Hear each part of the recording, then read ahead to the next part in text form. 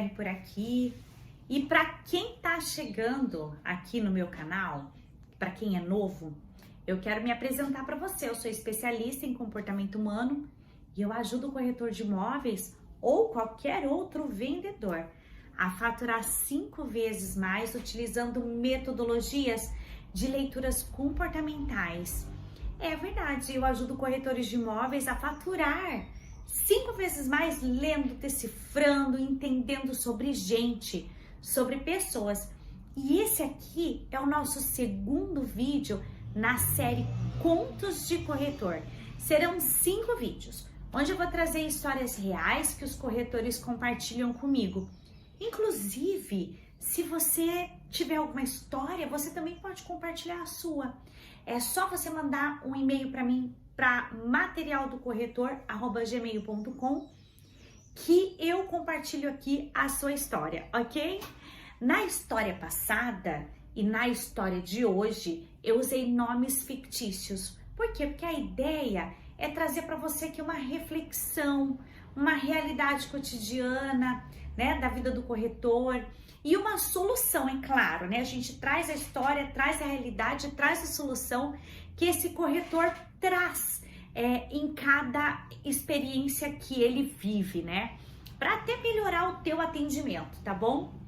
Todo conto aqui, ele é um aprendizado, tá bom? Então, bora acompanhar a história de André e quem sabe, isso já pode ter acontecido com você também. Vamos lá? André sempre foi um corretor muito dedicado. Sabe contar nos dedos quantas vezes que ele teve que se ausentar do escritório ou dos seus plantões de vendas nesses quase 17 anos de atuação na área da corretagem. Sabe por quê? Porque ele sempre aproveitou todas as oportunidades de negócios. Nunca negou um plantão de vendas, embora ele não gostasse muito de ficar ali paradinho, certo? Mas quando ele era escalado para os seus plantões, ele sempre fazia disso o melhor, trazia os seus atendimentos com excelência. Um certo período da sua carreira, especificamente no ano de 2011, ele aceitou o desafio de ficar focado num empreendimento de lançamento. Aquela pessoa focada é aquela que vira especialista somente daquele. E era um empreendimento lindíssimo, gente. 1 metro quadrado naquela época era um dos mais altos da região. E já existia lá um plantão de vendas com um decorado que era, de cair o queixo. Realmente a construtora, ela resolveu caprichar naquele empreendimento. E vou falar uma coisa para você, tinha até gente famosa que comprou o apartamento lá. A dinâmica do local funcionava assim. O incorporador, ele queria que quanto mais corretor tivesse no plantão de vendas, mais o incorporador achava que existia possibilidade de entrada de cliente. Se você analisar na lógica ou na teoria, acontecia mais ou menos isso, né? Quanto mais gente, mais cliente. E as imobiliárias, então, era cobrada para lotar o plantão de corretor. Mas na prática, a gente sabe que não é bem assim, né? Porque os plantões, eles enchiam de corretores. Mas se esses corretores não fossem treinados e nem auxiliados com atividades que pudessem trazer clientes para aquele local, não acontecia nada, não é assim? E lá ficava sempre uma recepcionista que recebia alguns clientes, né, que tinham interesse naquele local, naquele empreendimento. E quando chegava esse cliente, a recepcionista, ela captava informações e aí passava para o corretor da vez de atendimento. E deixa eu te falar, e para entrar na vez do atendimento, o corretor precisava estar lá 8 horas da manhã, no plantão de vendas. Quem conseguisse chegar até esse horário participava de um sorteio que se chamava de roleta. O coordenador, a coordenadora naquela época, colocava o nome de todo mundo em papeizinhos e começava a sortear o primeiro, o segundo, o terceiro lugar e assim em diante. Sem falar que se tivesse mais de uma imobiliária, todas elas participavam da roleta separadamente com o coordenador. Daí o coordenador, ele pegava todos os primeiros lugares todos os números 1 das imobiliárias, todos os números 2, todos os números 3 e intercalavam os números para que cada um tivesse a sua vez de atender. Bom, era basicamente uma confusão organizada e lógico, se você não entendeu nessa história, não se preocupa não. O que realmente você precisa saber é que nesse dia exatamente, André conseguiu ser o número 3 lá do sorteio, lá da roleta. Depois de toda a confusão organizada, como eu falei aqui para você, André seria o cara que iria atender quando o cliente número 3, ele entrasse ali, ó, pela porta daquele plantão de vendas. Esse mesmo plantão, havia uma sala de trabalho online. O corretor que não estava na vez, ele ficava lá na sala online, né? E só ficava ali no salão de vendas, de exposição mesmo, quem estava na vez ali do atendimento. Então, nesse caso, o André ele foi para a sala do online fazer algumas ligações, cuidar dos seus processos pendentes, né? Cuidar, chamar clientes, convidar clientes novos, até que a recepcionista, então, o chamasse quando entrasse cliente na vez dele. Na verdade, a recepcionista, quando o anterior chegava, a recepcionista já chamava o André já chamava o corretor para que ele pudesse ter um atendimento ali de qualidade. Bom, passou um tempo, entrou o primeiro cliente, aí o segundo da salinha já foi para a recepção esperar a sua vez. Só que quando foi entrar o segundo cliente, entrou 2 na mesma hora. Aí a recepcionista fez aquele papel dela, né? Foi lá, tirou as informações com o cliente, já conversou, pegou o nome, já direcionou o que era o número 2 lá para a roleta, que o número 1 já tinha atendido. E aí, quando chegou para o terceiro cliente, pediu para o terceiro cliente aguardar que ela ia, enquanto isso, ela ia chamar André na sala. 2 mesas lá em negociação no salão, a coordenadora do produto de olho nos clientes, nos corretores, de olho em todo o processo. E lá na sala de espera dos corretores, vem André, olhando para o seu cliente, com um belo sorriso no rosto, porque ele sempre foi muito simpático e ele sempre quis ser agradável. E de longe, em som bem alto, ele já desejou boas-vindas para o cliente. Opa! Seja muito bem-vindo. Nossa, mas que família linda! Aguarda aí só um minutinho que eu já vou pegar minha pasta e já venho atender vocês. Opa! Que bom que vocês vieram.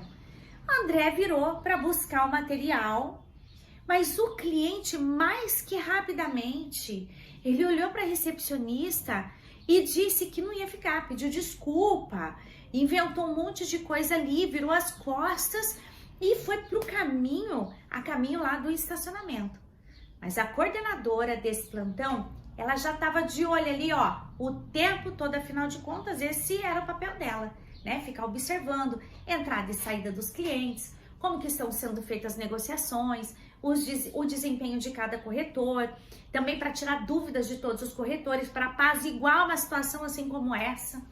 E a coordenadora já estava lá na porta da saída e aproveitou para seguir ao lado do cliente e começou a fazer algumas perguntas, né? Olá, boa tarde, me diz uma coisa, faltou algo, né? Eu sou coordenadora aqui do produto, eu posso te ajudar? Ficou alguma dúvida? Tem algo que eu possa fazer, né? Você saiu ali bem rápido, tem algo que eu já posso te ajudar?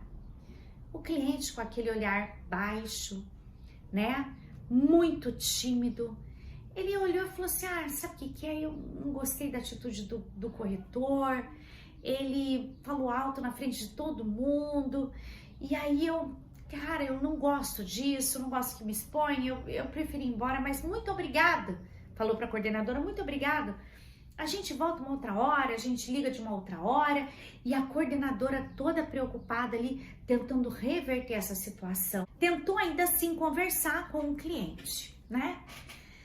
André estava vindo na direção da onde estava a coordenadora com o cliente. E ele conseguiu alcançar ali o cliente e já perguntou, né? Oi, tudo bem? O que aconteceu? O cliente já dispensou o André, né? Já dispensou, já falou, não, eu preciso ir embora, e foi. Só que felizmente, né, a recepcionista conseguiu pegar ali o telefone daquele cliente, que era o papel dela ali, né, observar tudo isso. Só que pensa comigo, poderia não ter acontecido, não é assim? O André ficou muito nervoso. Ele quis na mesma hora conversar com o cliente, ficou se desculpando, falando um monte, demasiadamente. Dava para ver que ele estava super impulsivo e ansioso, coisas que às vezes não havia necessidade, e tentou ganhar, reverter o cliente com exaustão, sabe? E o cliente, ele chegou a sair tocando, cantando pneu ali do estacionamento. A gente sabe que esse cliente, ele poderia ser um grande comprador, a gente sabe. Mas e aí? O que nós podemos aprender com toda essa história? A primeira dica que eu quero dar para vocês, por causa de toda essa história, é necessário demais, essencial, conhecer o perfil do seu cliente, conhecer os perfis das pessoas, conhecer como é que elas se comportam e identificar isso. Imagina só que situação ruim, não é mesmo? O cliente, ele se sentiu exposto pelo corretor, e isso se deve ao fato de provavelmente o cliente ter um perfil predominantemente introvertido. As pessoas assim, elas detestam ser o centro das atenções. E quando isso acontece, elas sentem muita vergonha mesmo. Elas não conseguem se desenvolver numa conversa, não conseguem confiar no corretor, e assim vai. Vamos imaginar se fosse ao contrário. Então, vamos trocar a cena.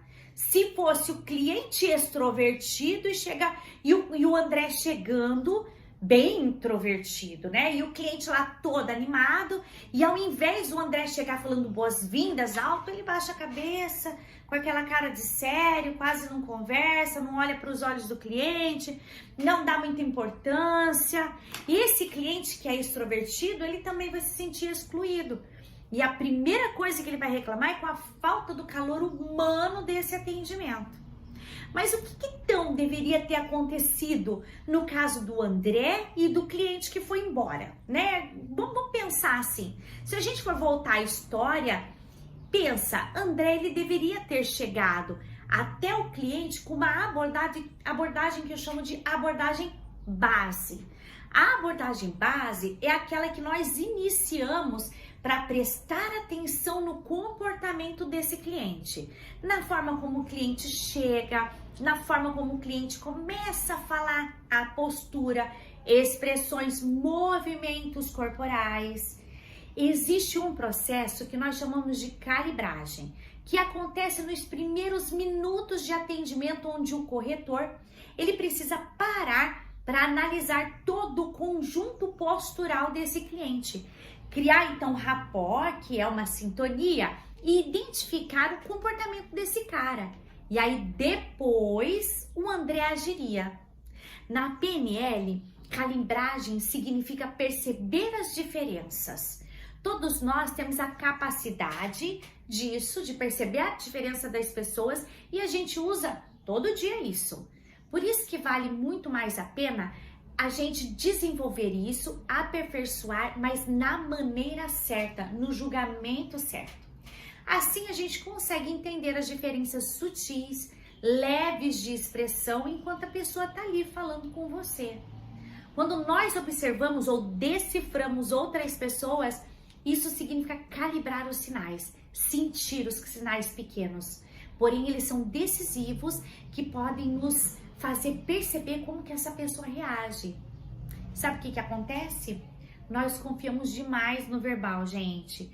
E em como essa pessoa tá falando, e a gente esquece de observar o restante da comunicação, que é a comunicação não verbal. Então, eu auxilio você a entender sobre esse processo, que inclusive no corretor de outro nível, você consegue conhecer o processo, todo o processo de calibragem do seu cliente. Agora eu quero passar para você a segunda dica.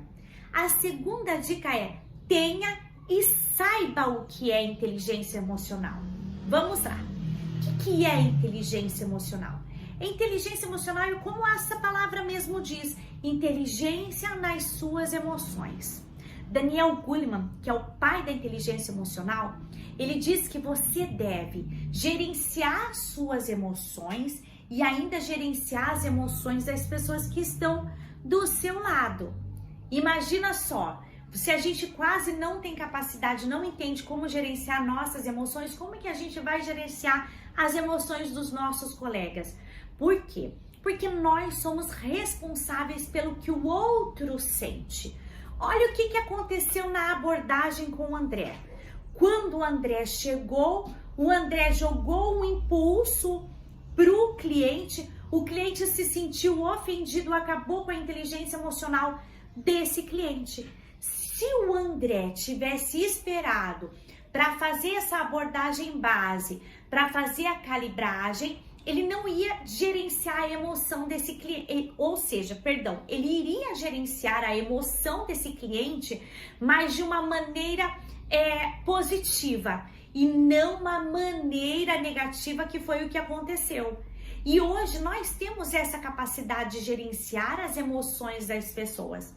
Vou te dar um exemplo. Chega de cara feia lá no plantão de vendas, lá no salão da imobiliária, né? Chega de cara feia onde todo mundo tá feliz. A sua emoção que não está num ponto positivo naquela hora, também vai deixar a emoção das outras pessoas ruim, porque nós sentimos o que o outro sente. Você já ouviu falar naquela parte aonde você fala assim, nossa, a energia dessa pessoa tá muito ruim? Sim, porque existe isso mesmo. Se o André tivesse feito a abordagem base, se o André tivesse se conectado com esse cliente, sentido a energia desse cliente chegado de leve, ter falado sutilmente, olá, bom dia, e ter percebido que esse cliente é um introvertido, ele teria então feito lá, gerenciado a inteligência emocional de forma positiva. E há quem diga que inteligência emocional é você não sentir emoções. Eu venho agora quebrar esse padrão aqui com você. Sentir as emoções é a mágica do negócio. Você pode sim ficar irado, você pode ficar irritado, você pode ficar do jeito que você quiser. O que importa é como que você vai botar isso para fora, né? O que você vai fazer com as emoções depois que você sentir essas emoções. Então, inteligência emocional é isso. Se André tivesse se dado conta, porque já era antigo ali naquela imobiliária, ele já era uma boa pessoa, lhe faltou estudo, lhe faltou aprimorar, lhe faltou entender de coisas que só corretor de outro nível consegue entender. Se ele tivesse esse conhecimento que os corretores de outro nível têm, provavelmente ele teria se dado conta e teria organizado a inteligência emocional do cliente, inclusive quando o cliente foi embora. Ele não precisava ter chego ansioso, falado daquela maneira, para que o cliente não ficasse mais irritado ainda. Terceira dica é, se conheça. Pega essa palavra aí, ó, autoconhecimento, que já está clichêzão e realmente faça valer a pena. Se o André tivesse autoconhecimento, se ele entendesse os seus pontos positivos, os seus pontos a serem desenvolvidos, se o André conhecesse a sua intensidade, talvez nada disso teria acontecido. Uma pessoa que se conhece sabe que pode passar dos limites numa apresentação, pode muitas vezes ser inconveniente, pode muitas vezes falar mais alto do que uma pessoa normalmente falaria. E aí, se essa pessoa se conhecesse, se o André se conhecesse, ele também ia entender sobre meio ambiente, sobre a ecologia, que não necessariamente ecologia significa que você precisa cuidar do meio ambiente da natureza, mas é o meio ambiente do local.